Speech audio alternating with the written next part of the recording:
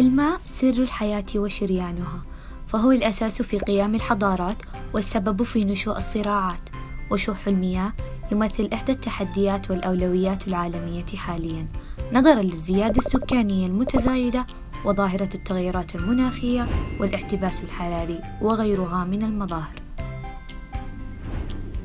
كما أن هناك 2 نسمة من سكان العالم يتطلب لديهم تحسين خدمات الصرف الصحي المتاحة لهم، وكذلك الكثير من البلدان النامية يعانون من شح المياه، فلا يزال هناك ما يقرب من 1,000,000,000 شخص في العالم لا يستطيعون الحصول على مياه صالحة للشرب، وتتزايد هذه الأرقام في المدن ليصل عددهم إلى 6 مليار نسمة بحلول عام 2500.